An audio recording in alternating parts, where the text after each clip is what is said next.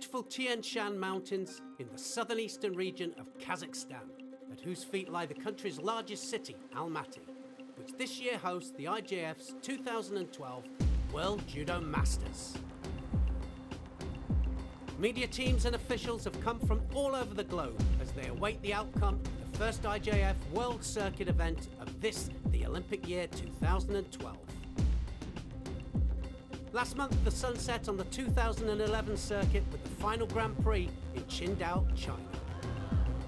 Now it's the World Masters, where the best of the best battle it out for the top spot. After his last victory, Soborov will have to defend his under 60 kilos crown yet again against his biggest rival, Hirioka. But is there another fighter he should be worried about? After battering the Japanese into submission, can Iliadis keep their latest challenger off his back?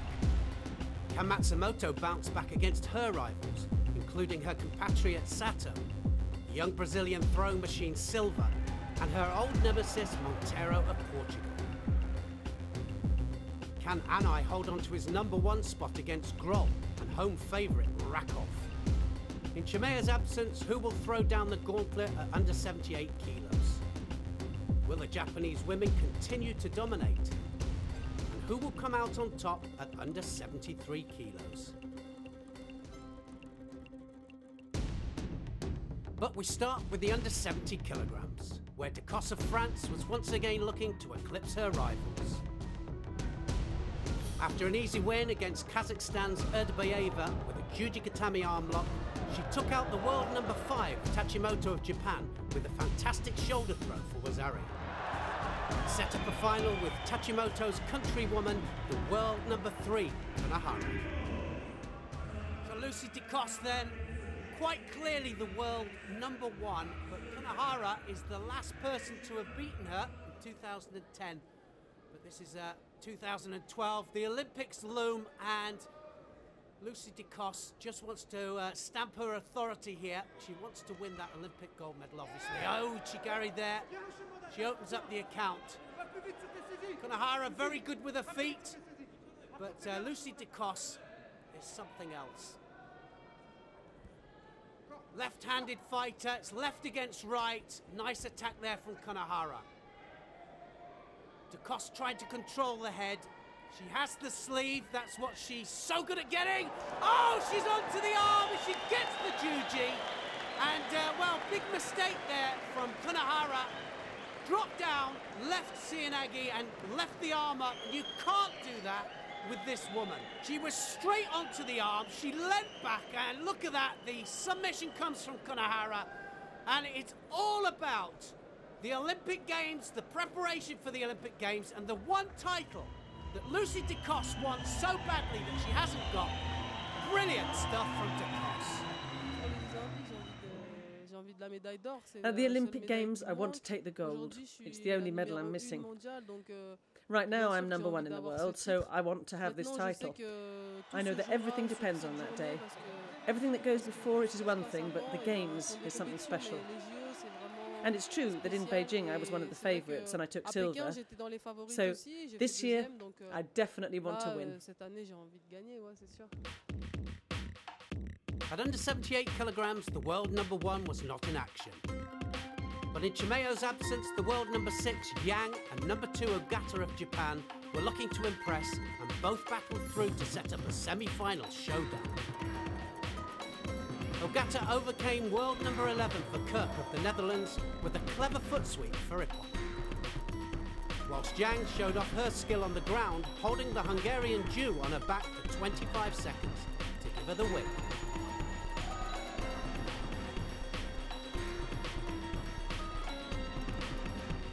In the semi-final, Ogata took on an early lead when she threw Yang for Yuko with Ojigari, a technique which reaps away the inside of an opponent's leg.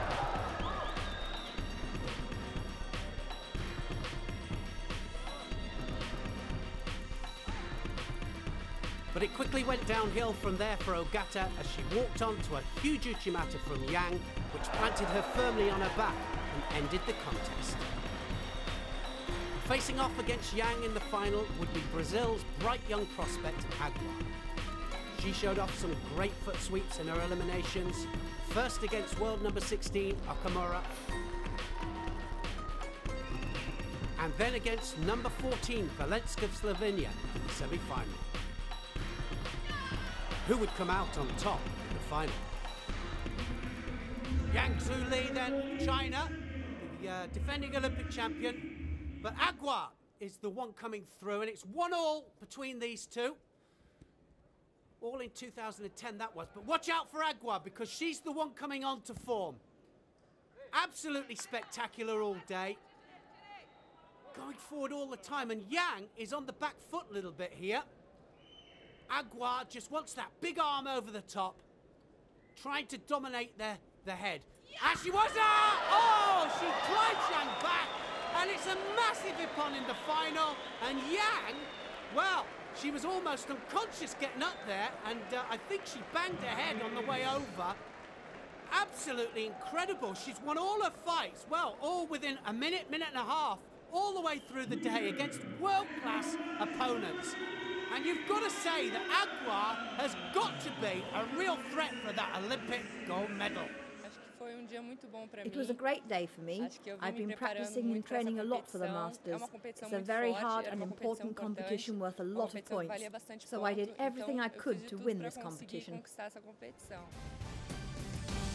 At the heaviest female weight of over 78 kilograms, China's world number 3, Qin, was the dominant force of the category. The 400 points for winning the Masters pushed her up to second. There was an all-Japan final in 3 of the female weights. Fukumi, the world number 2 at under 48 kilograms, overcame Asami, the number 1, the superior grip fighter. But it's still up in the air as to which one will be selected for the Olympic Games.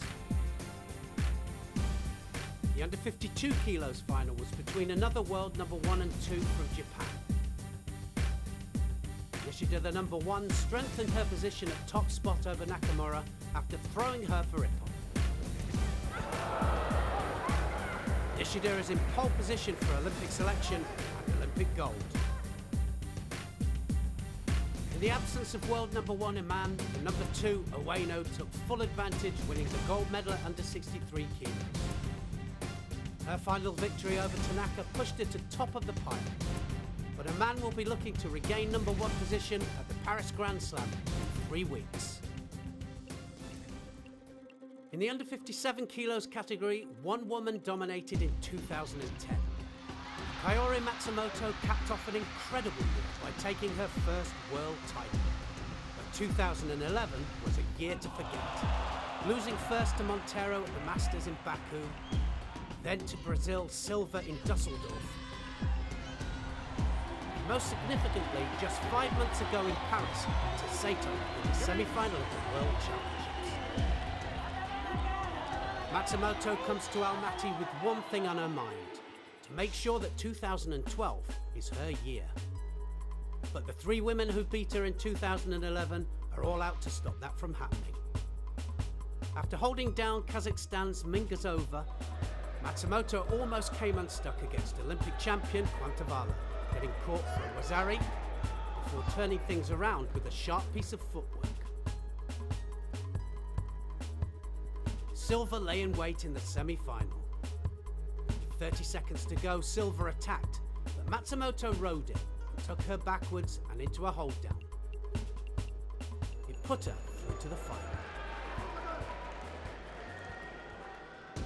On the other side of the draw, Montero was looking dangerous. First throwing Korea's Kim with a pickup, and then dropping underneath Hungary's Caracas. In the semi-final, world champion Sato proved no match for relentless Montero, getting thrown first for a wazari, and then for ippon. Set up another Matsumoto-Montero final. So a rematch then of last year's final. Montero was the winner there, but 5-2 to Matsumoto in their matches, and she's trying to get back to the form that she enjoyed in 2010. There's the Seoinage, standing Seoinage there from Montero, and that's what she was so successful with last year. Matsumoto, so determined. She wants to show that she's number one and that she is going to go to the Olympic Games. Good grip fighting here, Matsumoto. Montero, though, trying to drop underneath for the Seoinage. Montero wants to know on the ground. She wants her in the middle of the mat. Can she get round? Now, she's got one leg trapped. And their masters are getting this leg out. That leg comes out. Osaikomi. And that was textbook stuff. Brilliant stuff. Oh, she's out. Montero escapes. No score given. Look how determined Matsumoto looks. She just wants to get on with this. So determined. Now she's going forward. Really, she is the hunter. She's looking for Montero. She's looking for her grips, and Montero is on the back foot here. She's got to be careful going forward all the time, Matsumoto. That's what she's got to be careful about. Now she's looking for the shimiwaza. Can she get the leverage? She can get the leverage. Ippon given. And that was a great bit of newaza from Matsumoto. She was so quick round that neck, throws her hips forwards, Koshijimi, and she gets the submission. Montero couldn't do anything about it. She had to submit. Matsumoto starts 2012 in the right way, and the Olympic Games is her destiny. The 2007 and 2009 world champion from Korea, Wang, has had to change his judo mindset. After crashing out of the 2010 and 2011 World Championships, Wang has reinvented himself into a blood and guts fighter. Gold in Abu Dhabi was followed by gold in Qingdao 4 weeks ago. Wang is determined to make 2012 his year. Deep into an epic semi-final, Wang attacked Russia's Azeo with his Seoinage. After a bruising 6.5 minutes, it was an incredible throw for him to conjure. The exhausted Korean knew he would have to dig very deep to take gold. World number one Nakaya of Japan battled furiously with Wang right to the end of golden score in the final. The judges' decision. White to Nakaya, but blue from both corner judges. 2-1 Wang and Masters gold. London is in his sights and the Olympic title that eludes him. Will it be his year? The only male fighter to win all contests by Ippon was Mongolia's world number 9, Sanjay Shiren. After burying Francis Claval, he put away the world number 1, Mogashkov, number 5, Morishita, and in the final he overcame Mongolian teammate and world number 3, Hashpatar. His victory moved him up 2 places in the rankings to number 7. The final of the under 81 kilograms was between the 2 top seeds. World number 3 Mamadli of Azerbaijan and Nakai, the number 5 from Japan. So Mamadli defending his title from last year, and well, European champion also 2011, so a real threat for the Olympic title. Oh, nearly makes a mistake there. Nakai almost counted him there. It was off the mat area, so it didn't count. Nakai looking very, very dangerous with that. It was a huge counter. Still all evens, but watch out for Mamadli because he is so dangerous, I was going to say. Was Harry Gibbon. Kosoto, and it was right on the edge again. So a lot of these attacks on the edge. Mamadli on top of this. Nakai coming forwards. Got to be careful coming forwards with this man, because he can counter. They're near the edge again. Is it going to happen? Oh! Yes, it does happen. It started inside. He gets an Ippon this time. And Mamadli says, I am number 1. He's defended his title. It's the second time he's done it.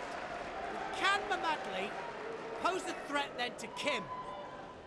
Only time will tell. And the Olympics gets closer.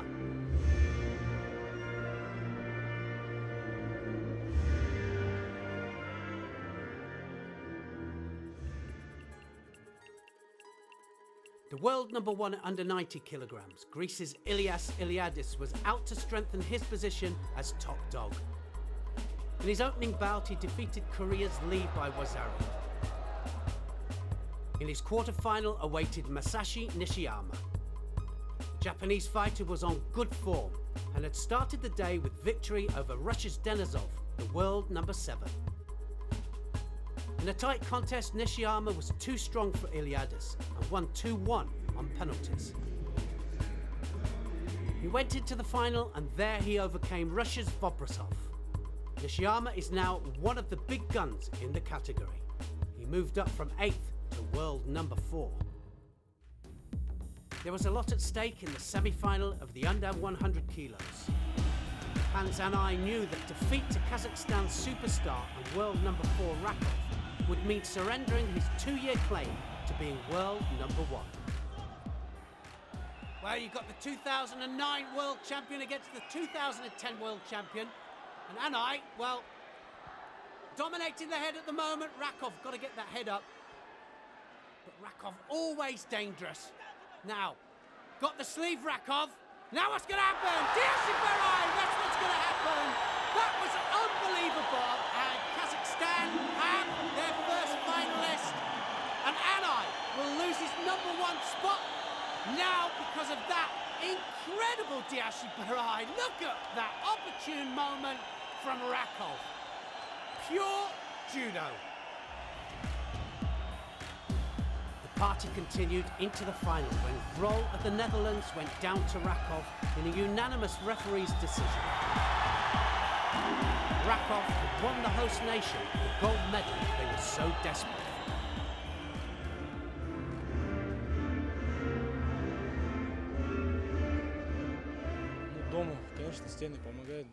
As the saying goes, there is no place like home. The stadium was full. It was like a burning fire inside me. I want to give a lot of thanks to the fans. They really helped me to go forward. On one hand, when you're at home, it's a real help because there's no place where you will get that type of support. But on the other hand, it is a big responsibility. In the absence of world number 1 Renair, Brazil's Silva, the world number 6, came through the pack to take gold at plus 100 kilograms. His biggest moment came in the semi-final when he surprised the favourite, world number 2, Tolza of Germany. Up against him in the final was 2010 openweight world champion Kamikawa. The fight was even until golden score when Silva's work rate went up a notch. After a brief discussion from the referees, the decision was made. Penalty to Kamikawa, victory to Silva. Will he be the man to cause Renair problems in London later this year?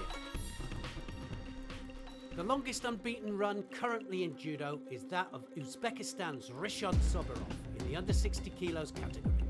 36 fights and 20 months since his last defeat. Soborov has won 3 Grand Slams, the Masters, the Asian Games and 2 World Championships. 5 months ago in Paris, Soborov won the 2nd of his world titles. Going into 2012, he knows Olympic gold is a must. His first contest of the year finished in typical Soborov fashion. Ippon. 37 fights and counting. Next up was Kazakhstan's Kazayev. Soborov attacked, but Kazayev countered. Was it Ippon? No, Soborov had escaped. He looked destined to go for Ippon, managed to spin out onto his shoulder. Soborov was Zari down. Seconds later, Kazayev threw it away. This direct attack to the legs is illegal in judo. After some deliberation, the referee disqualified Kazayev. Soborov was off the hook. 38 fights unbeaten and into the semi-final. There he came up against Russia's Mudranov, the world number 8. Another classic judo moment from Soborov. He was into his 12th final in a row. 39 fights without reply. Would he make it in 40? His challenger was Russia's Galstian, the world number 6, who had looked awesome all day. Along the way, he'd taken out the big guns from Japan, Yamamoto, the world number 2, and in his semi-final, Hirioka, the world number 3. Galstian had shocked everyone by getting to the final. He put away the number 3 and the number 2. Could he stand up against judo's world number 1? Galstian, can he pose a threat to Soborov? He lost to him last year at this tournament. Yoko Satemi then. Brilliant stuff there from Soborov, but this is a totally different tournament. And Galstian has been on incredible form all day. Soborov, a few chinks in his armour throughout the day, but a brilliant judo man, you can never write him off, and he's in yet another major final. Soborov has gone 39 fights without defeat. Drop Sienagi attempt there from Galstian. Mr. Marius Visa, the president of the IJF, enjoying this incredible matching of these two great fighters. Galstian, big thrower. Soborov, we know he can come from every angle. And, it's a leg grab, it's taken him down, Wazari. And Galstian has thrown Soborov, who, couldn't stop it. It was a driving Kouchi there.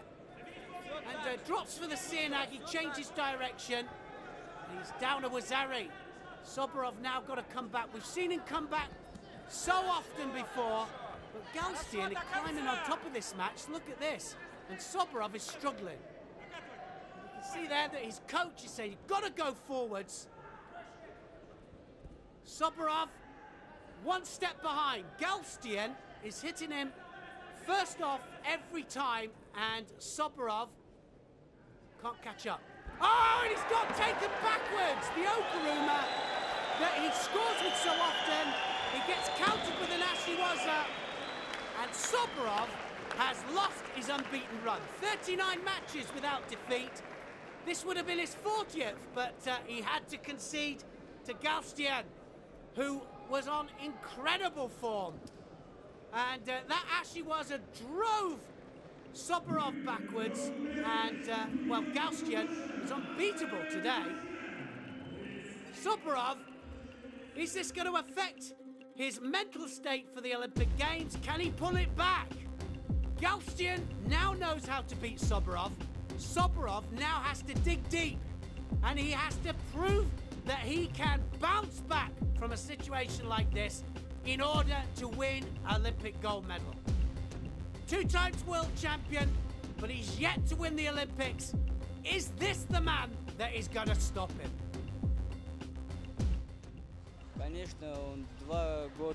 For 2 years, Soborov was the winner. He is a strong sportsman, a very talented judoka. I've been training a lot and working on my mistakes, because I lost last year too. I've been preparing to fight him for a long time, so, as the saying goes, no one is invincible. I prepared well, focused, and I won. That's it from Almaty. Anai has lost his position at number 1. Ducos looks formidable. Wang is focused on Olympic gold. Matsumoto is obsessed with 2012.